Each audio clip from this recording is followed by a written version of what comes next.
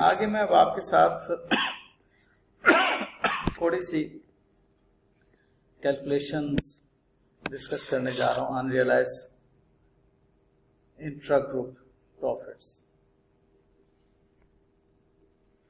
ये आपके लिए नई बात तो नहीं है, लेकिन कुछ इसके अंदर कॉम्प्लेक्सिटीज हैं और वो कॉम्प्लेक्सिटीज खाम में हमने स्टूडेंट्स के लिए बात जगहों पे मुश्किल पैदा की हुई है। अदरवाइज एक बड़ा बुनियादी सा है कि IAS 28 does not specify double entry to achieve this for unrealise profit. आपने प्रॉफिट्स अनरियलाइज प्रॉफिट्स को कम करना है और आपने अपनी इन्वेस्टमेंट को एडजस्ट करना है, भले पेरेंट टू एसोसिएट है या एसोसिएट टू पेरेंट है, लेकिन इसको जिस तरतीब में किया जाता है उसको आप देख लें, एंड रिजल्ट वही आता है। सबसे पहली बात ये ध्यान में रखें, पेरेंट ने इन्वेस्टर कंपनी ने सेल की तो उसकी सेल्स में इंक्रीज आ गई। एसोसिएट कंपनी ने परचेज की और परचेज में कॉस्ट ऑफ सोल्ड में डेफिनेटली इंक्रीज आई, लेकिन उसकी इन्वेंट्री जो है सारी की सारी चीजें नहीं वो बेच सका, तो ये उसकी एक इन्वेंट्री पड़ी हुई है। उस इन्वेंट्री में कुछ प्रॉफिट शामिल है। उस प्रॉफिट को to the extent associate percentage आपने कॉस्ट ऑफ इन्वेस्टमेंट में एडजस्ट कर। ये बात जहन में रख लीजिएगा कि जो अमाउंट अनरियलाइज प्रॉफिट की कैलकुलेट होगी वो अनरियलाइज प्रॉफिट इसके एसोसिएट प्रॉफिट्स का हिस्सा बन चुका हुआ है और एसोसिएट के प्रॉफिट्स कॉस्ट ऑफ इन्वेस्टमेंट को डेबिट होते हैं और समझ लो ग्रुप रिटेन्ड अर्निंग को क्रेडिट होते हैं। ऐसा ही ये बात मैं कोई 10वीं मरतबा आपके साथ कर रहा हूं। इक्विटी मेथड में यही होता है कि पोस्ट एक्विजिशन जो आपका प्रॉफिट होता है वो आपने cost of investment in associate company को डेबिट करना है और अपने प्रॉफिट्स को क्रेडिट करना है। अब वो जो प्रॉफिट्स में शामिल हो गए हुए हैं अनरियलाइज प्रॉफिट, उसको आपने माइनस करना है। ये बेसिक कॉन्सेप्ट है इसका।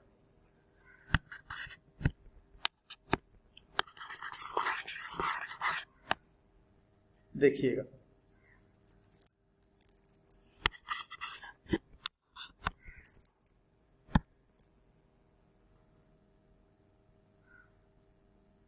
Parent sales to associate,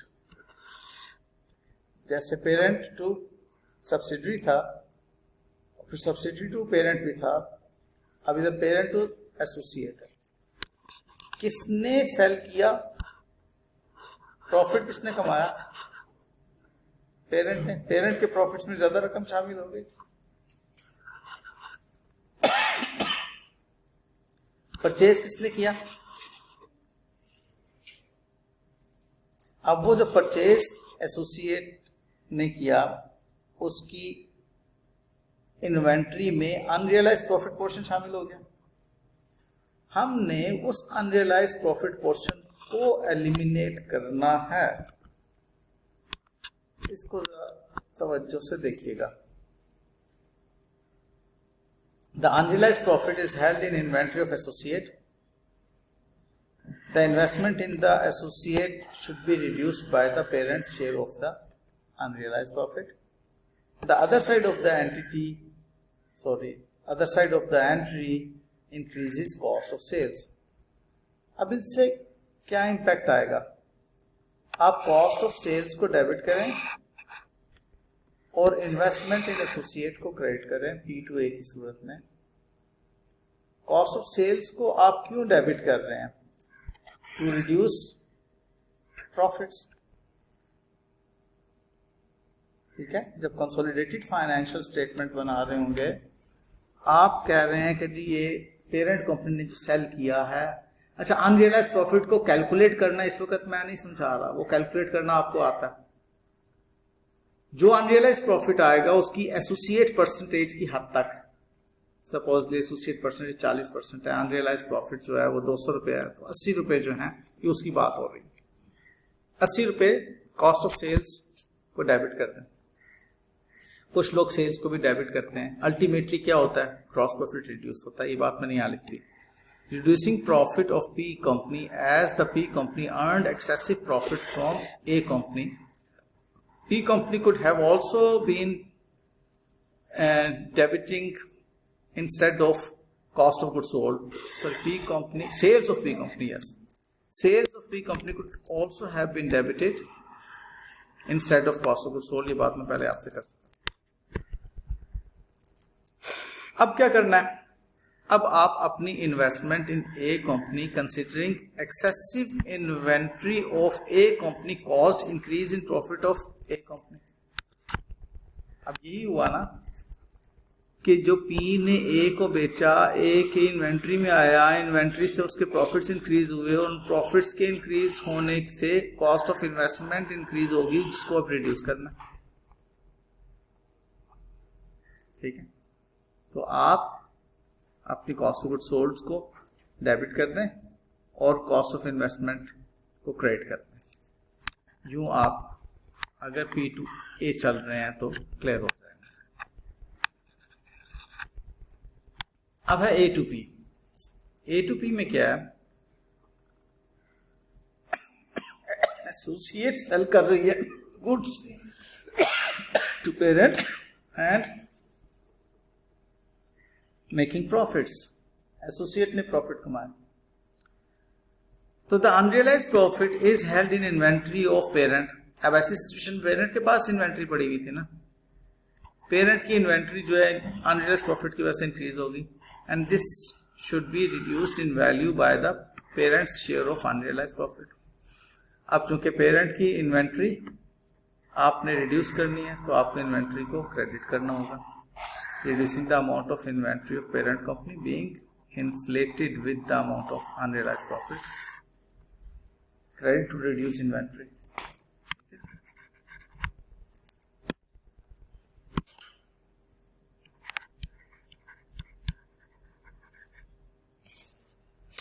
Or the other side of the entry reduces the parent's share of profit associate. अब वो जो एसोसिएट ने प्रॉफिट ज्यादा कमा लिया, जब अल्टीमेटली पेरेंट के पास आएगा तो अब आपने share of profit from associate को डेबिट करना। एक बात दोबारा सुन लो, इसकी आप 2-3 मजीद अकाउंटिंग एंट्रीज डिफरेंटली कर सकते हैं। अल्टीमेटली आपने अपनी कंसोलिडेटेड फाइनेंशियल स्टेटमेंट में क्या करना है, ग्रुप रिटेन्ड अर्निंग में अनरियलाइज्ड प्रॉफिट का एलिमेंट रिड्यूस होना चाहिए। ठीक है, और आपकी कॉस्ट ऑफ इन्वेस्टमेंट एडजस्ट होनी चाहिए।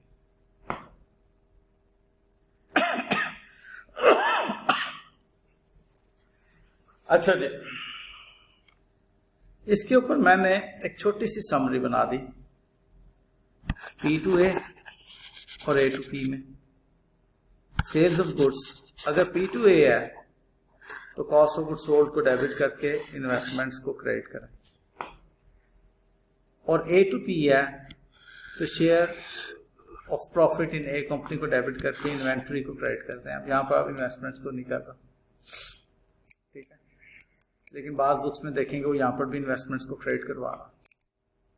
दोनों ठीक क्यों है, क्योंकि आईएएस ने कहा है कि जी आप इसके इम्पैक्ट को एलिमिनेट करें। ठीक है, दोनों सूरतों में हो जाता है इम्पैक्ट एलिमिनेट प्रॉफिट्स। अब आ जाती है ये कहानी सेल ऑफ एसेट, इस तरफ आती है। लीजिए, sale of property plan and equipment. Parent ने एसोसिएट को सेल किया P to A.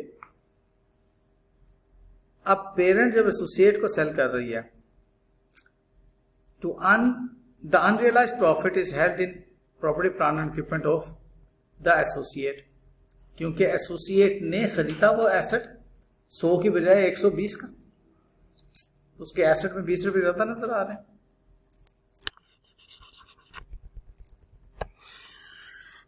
The investment in the associate should be reduced by the parent's share of unrealized profit. Investments को reduce करना चाहिए. अब इन्वेस्टमेंट्स को रिड्यूस करने का मतलब ये है कि इन्वेस्टमेंट को क्रेडिट करना. इन्वेस्टमेंट इन एसोसिएट. ठीक है. The other side of the entry, increased depreciation expense under cost of sales or administrative expenses. जब एसेट 20 रुपए से ज्यादा डेबिट हो गया और सपोजली 10 साल उसकी यूजफुल लाइफ है, तो दो जो है 2 आउट ऑफ दैट 20 वो प्रॉफिट लॉस में जाएगा, जिसकी वजह से उसकी डेप्रिसिएशंस भी इंक्रीज हो जाएंगे. ठीक है. तो वो कहता है कि the other side of the entry, increase depreciation expense under cost of sales.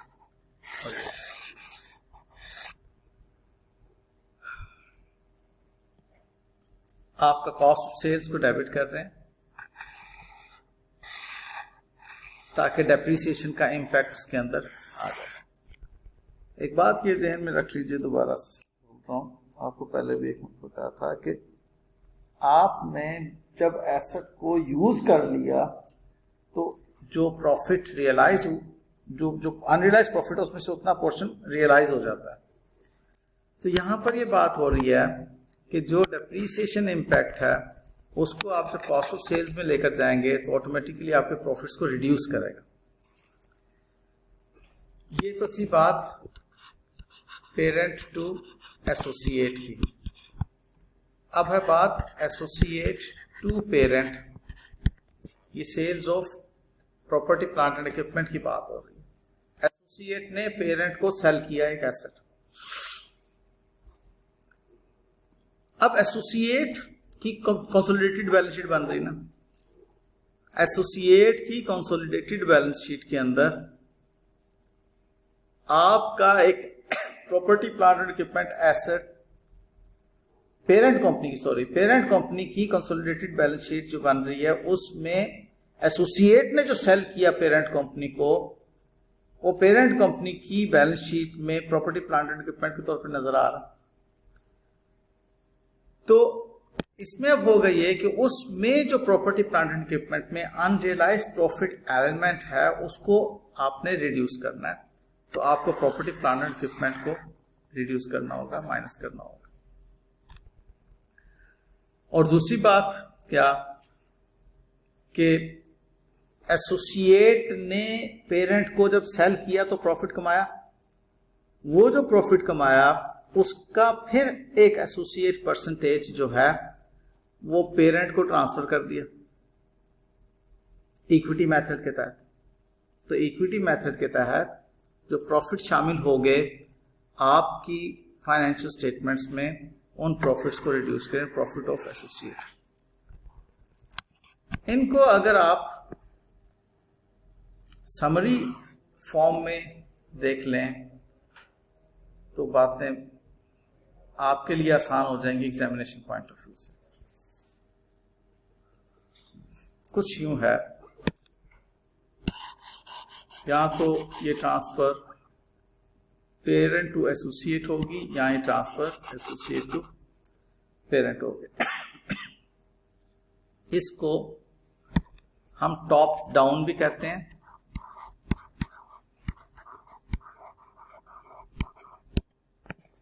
क्योंकि पेरेंट से एसोसिएट को सेल हो रहा है टॉप डाउन, और इसको हम बॉटम अप भी कहते हैं.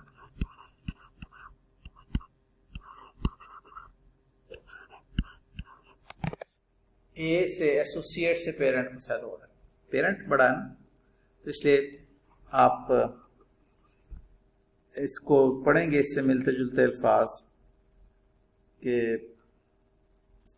आपकी अपवर्ड या डाउनवर्ड, इसको डाउनवर्ड ट्रांसफर भी कहते हैं.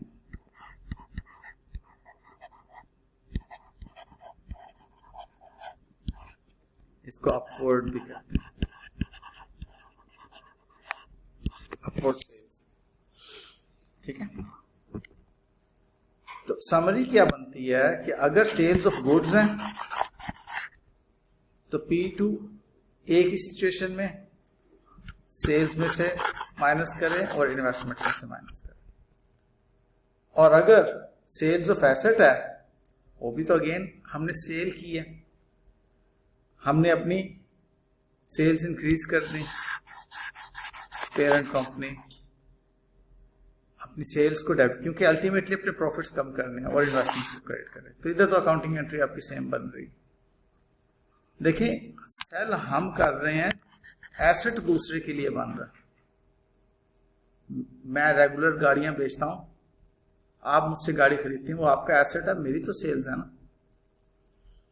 अच्छा, उसके बाद अगर सेल्स ऑफ गुड्स की सूरत में एसोसिएट सेल कर रहा है पेरेंट को, तो शेयर फ्रॉम पेरेंट हमारे पास ज्यादा जो आया उसको कम करना है और इन्वेंट्री को कम करना है, क्योंकि वो अब हमारी इन्वेंट्री में पड़ी हुई है। लेकिन मैं दोबारा इसमें कहूंगा, यहां पर अगर इन्वेस्टमेंट को भी क्रेडिट कर दिया जाए तो कोई हर्ज नहीं है। क्यों कोई हर्ज नहीं है? IAS 28 में इसकी कोई अकाउंटिंग एंट्रीज नहीं बताई बिल्कुल भी, सिर्फ ये कहा है कि इसके इम्पैक्ट को एलिमिनेट करना है। लेकिन चूंकि हमारा एग्जामिनेशन का मसला है, तो एग्जामिनेशन में जिस तरह से चल रही होती चीजें वो मैं आपको बता रहा हूं। अब रहेगी बात सेल्स ऑफ एसेट। तो सेल्स ऑफ एसेट जो एसोसिएट ने पेरेंट को सेल किया, पेरेंट की बुक्स में एसेट के तौर पर आ गया, तो एसोसिएट ने प्रॉफिट कमाया, उस प्रॉफिट का एक एलिमेंट हमारे पास आ गया था, उसको आप डेबिट करें और प्रॉपर्टी प्लांट एंड इक्विपमेंट को क्रेडिट करें। याद कैसे करना है?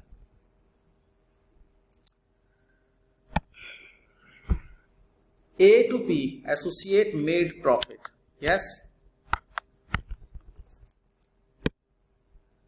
A to P associate made profit, जिसका एक शेयर हमने अपनी बुक्स में क्रेडिट किया इन्वेस्टमेंट को डेबिट करके। इक्विटी मेथड की यही एंट्री है ना। अगर आपको कुछ इक्विटी मेथड की क्या अकाउंटिंग एंट्री है, तो सिंपलेस्ट अकाउंटिंग एंट्री क्या है?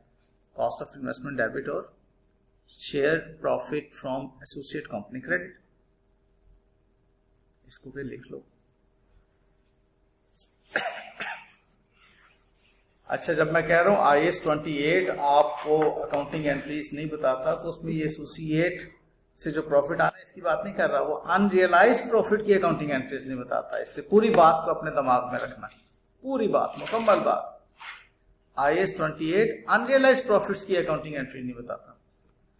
अच्छा, IAS 28 के मुताबिक जो कंपनी सेल कर रही हो प्रॉफिट बना रही है, अब एसोसिएट कंपनी अगर सेल कर रही है तो एसोसिएट कंपनी प्रॉफिट बना रही है, तो प्रॉफिट्स उसका जितने इंक्रीज होंगे उसमें जितना पेरेंट कंपनी का हिस्सा होगा कॉस्ट ऑफ इन्वेस्टमेंट में शामिल करने के लिए, उस हद तक अनरियलाइज को माइनस कर दिया जाएगा। तो माइनस करने का मतलब प्रॉफिट्स को डेबिट करना।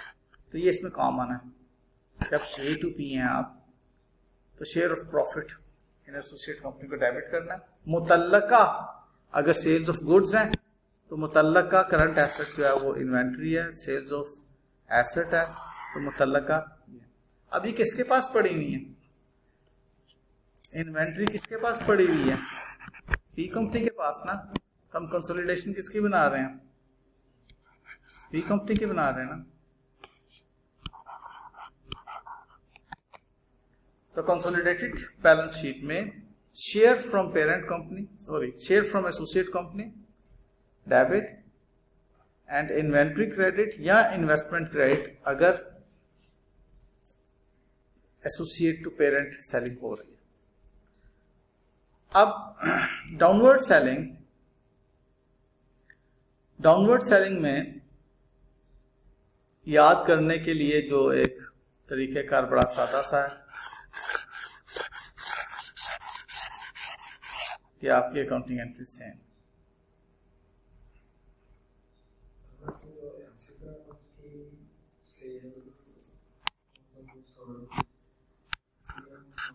नहीं बेटे, बात पता क्या है, मैंने कहा कि मैं गाड़ियों में ट्रेड कर रहा हूं, मैं गाड़ियां बेच रहा हूं। जब मैं गाड़ियां बेच रहा हूं तो मैं जब सेल करता हूं तो सेल्स को क्रेडिट करता हूं ना, एसेट डिस्पोजल अकाउंट को तो नहीं करता, क्योंकि वो मेरी ट्रेडिंग है। लेकिन आपने जब खरीदा आपने तो उसको एक एसेट के तौर पर खरीदा। ठीक है, ये समझ आ गई है जी। ये बहुत इंपॉर्टेंट काउंटिंग है जो कि आगे कुछ क्वेश्चंस का हिस्सा बनने जा रही है।